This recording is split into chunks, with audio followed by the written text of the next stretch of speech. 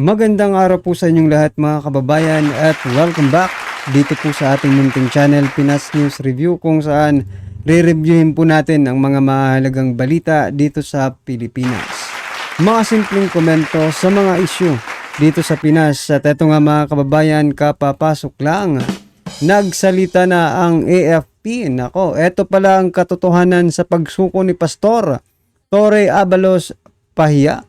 Nako, yan mga kababayan ang ating aalamin at bibigyan ng komento mula po ito kay Pinas News Insider. Nasa description po ang full video link ng video ito. Subscribe na po kayo. Pero bago yan mga kababayan, pasadahan po muna natin ito kasi sinasabi ng Jamie News, di ba? Labanan ang fake news. Nako, pero ito mga ka-review natin, tingnan nyo itong balita nila patungkol kay Pastor Apollo Kibuloy. Nako, bida-bida rin itong PNP, no? Eto mga kababayan, kinumpirma ng PNP na nasa loob ng KOJC compound, sumuko at inaresto si Pastor Apollo Kibuloy kaninang alas 5:30 ng hapon. Nako, mula po ito sa JMA News mga kababayan na nagsasabing kalabanin ang fake news. Talaga ba, Jamie? Jamie News, talaga bang dyan sa KOJC compound? Nako po. Kasama niya rin daw. May daw pa. Bakit may daw? Regulated kayo. Dapat you are very sure of what you are posting, di ba? Kasama rin daw dito ang kapwa niya may kasong sina Crescenti Canada at Selvia Simanyes.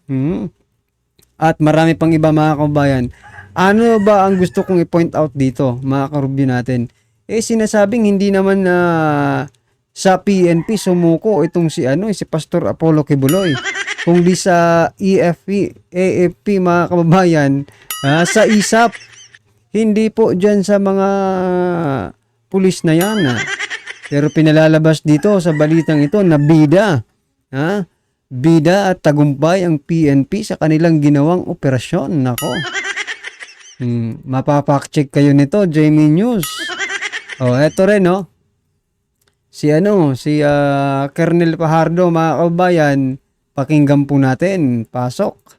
Nagbigay po ang PNP po ng ultimatum po na sumuko po sila, otherwise po ay papasukin na po natin yung isang particular building na hindi po tayo pinapayagan pong pumasok. So nagkaroon po ng negotiation ang PNP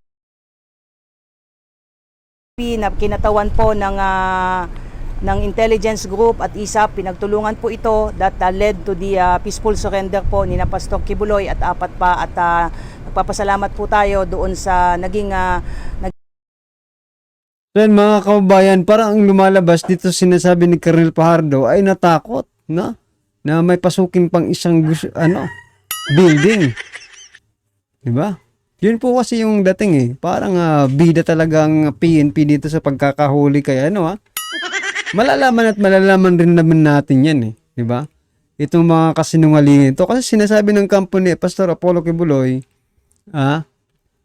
na hindi po sumuko si Pastor sa PNP kundi sa AFP po. Siya sumuko sa ISAP. Ano ba ang ano natin dito? Anong masasabi natin? Kayo mga kababayan, ako kasi nakikita ko parang ginagamit talaga dito ni Abalos, no? Si Pastor Apollo Kibuloy to make his name very popular in this coming election. Nako. Yan nga ang sinasabi natin para manalo ka, Abalos, kailangan mo siguro mag-resign. Para magkaroon ng tiwala ng taong bayan sa'yo, di ba? So ito na mga kababayan, sama-sama at sabay-sabay po natin pakinggan, panoorin at bigyan ng komento ang video ito. Ito na po. Ito ang balita ngayon, trending at pinag-uusapan ngayon sa mundo ng social media. Ang di umano'y balitang kumpirmado na Pastor Apollo Kibuloy sumuko na di umano sa Armed Forces of the Philippines. Ito'y ayon sa mga well-known political commentator at General Torre. Tila napahiya di umano ayon sa marami sa ating mga kababayan at sa mga miyembro ng KO. So yan mga kababayan, isa pa nga po ito no, na si General Torre. Ano yung gagawin nila ngayon na hindi nila natagpuan, di ba? Diyan sa loob ng KOJC compound si Pastor Apollo Kibuloy na marami rin silang sinirang property. Ha? O mananagot ba si Torre sa kanyang ginawa? Ha? Sa kanilang pagsisinungaling about diyan sa heartbeat na yan? Eh wala naman palang heartbeat diyan eh. Kasi sa bundok po nagtago si Pastor Apollo Kibuloy. O anong ibig sabihin? Puro kasinungalingan. Halos kalahating buwan, di ba? Halos kalahating buwan sila nag-operate dyan sa Kingdom of Jesus Christ compound. Pero walang natagpuan. Pahiya kayo. At totoo nga ang sinasabi na kayo ay nagsisinungaling. KOJC dahil kumpirmadong walang bunker sa loob ng KOJC compound at wala si Pastor Apollo Kibuloy sa loob ng compound. Ang masaklap pa, hindi ito sumuko sa PNP kundi sa AFP di umano. Gaano kaya ito totoo mga kababayan ating alamin. Pero bago ang lahat, kung bago ka pa lamang sa aming channel, please huwag kalimutang mag-like, subscribe at i-click ang notification bell para mas maging updated ka pa lalo sa lahat pa ng bagong video na i-upload namin. At eto na nga mga kababayan, matapos inilabas ng mainstream media na naaresto na di umano si Pastor Apollo Kibuloy at kinumpirma pa mismo ni DILG Abalos at nag-post pa ito sa social media. Ayon pa sa kanyang post, nahuli na po si Apollo Kibuloy. Kasunod naman ito ay tila ibinunyag naman ng mga well-known political. So ito na nga mga kabayan, yung sinasabi natin no, na sinasabi kasi doon sa sa agreement ng pagsuko ni Pastor Apollo Kibuloy na magiging tahimik, no? Napanood po natin yung vlog ng SMNI, di ba? Na magiging tahimik lang sana yung pagsuko ni Pastor Apollo Kibuloy, no? At pag-surrender ng ISAP doon ka sa mga pulis sa PNP.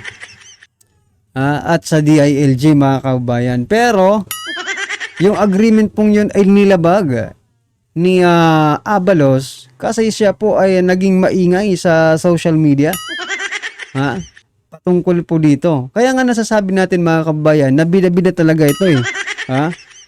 Bida-bida po at mukhang nagagamit no ni DILG Secretary Abalos itong pagkaka-aresto or pagsuko ni Pastor Apollo Kibuloy na maging popular siya. Maging maganda yung pagtingin ng tao sa kanya. Ngayon pa lang mga kababayan, babalasahin na po natin yan.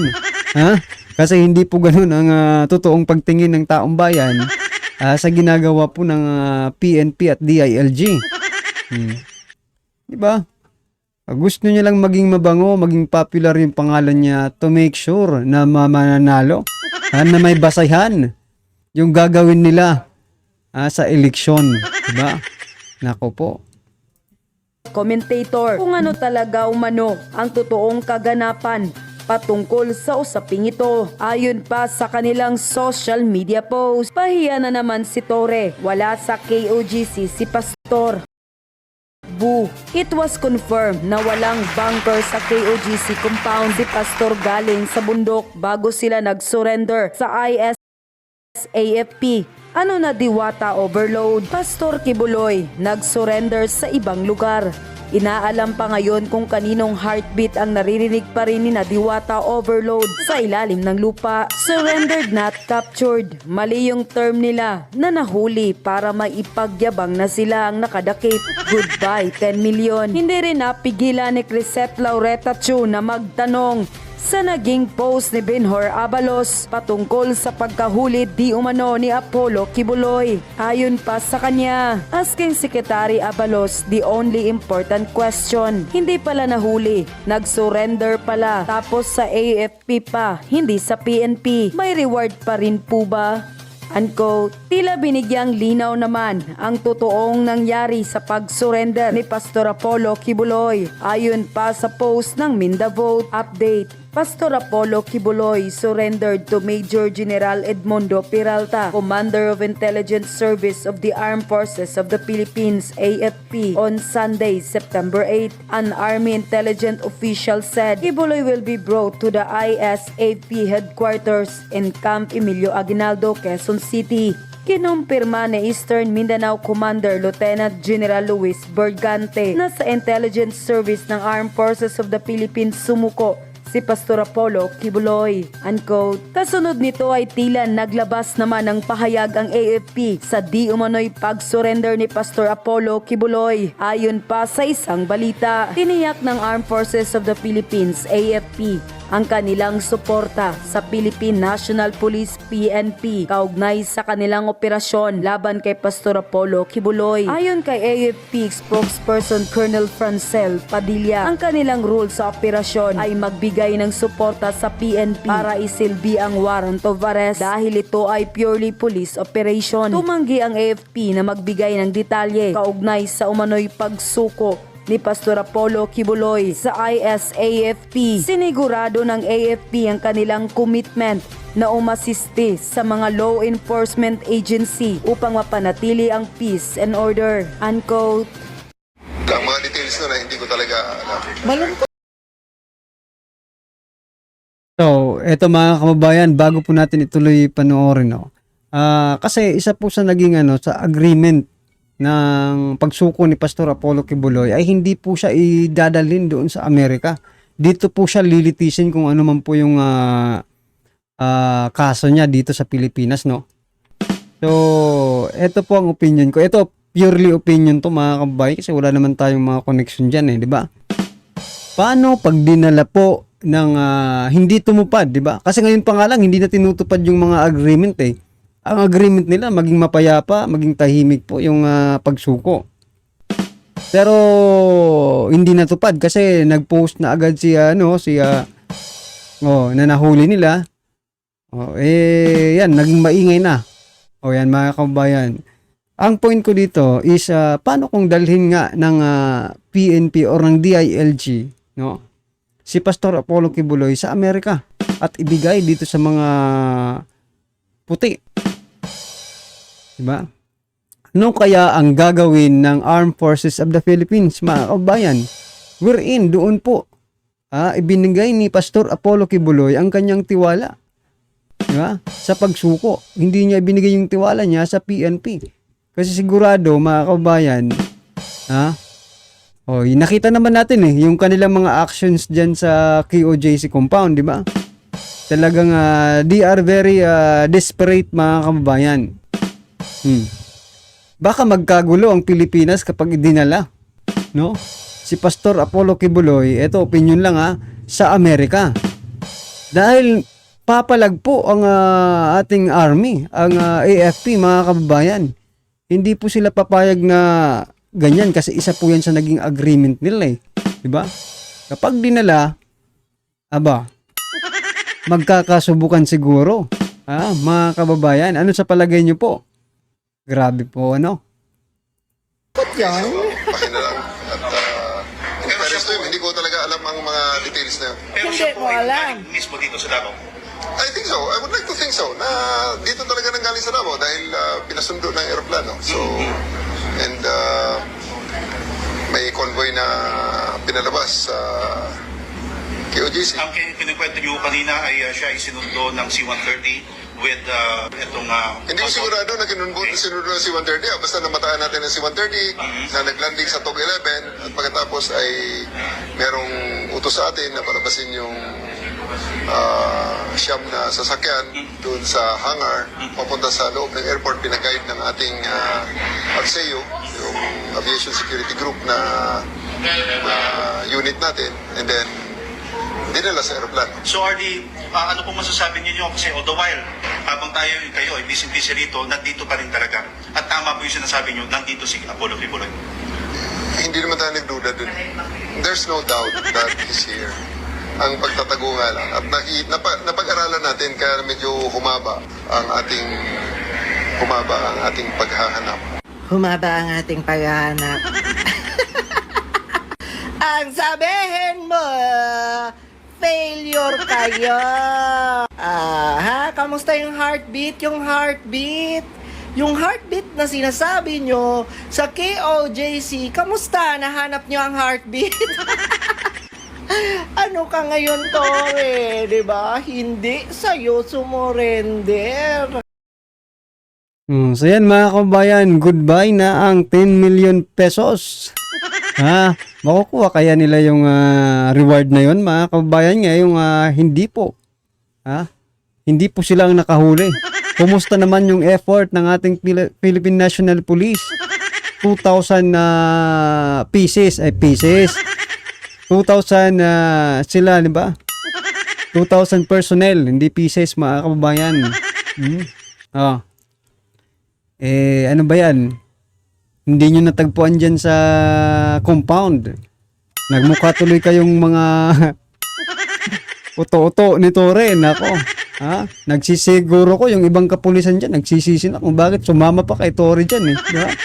Well, anyway mga kababayan, ano naman pong inyong reaksyon, opinion, or kritisismo patungkol po sa video ito? Comment na lang po sa baba para at least alam po ng ating mga kababayan ang inyong pong opinion patungkol dito. Alright? Maraming salamat po.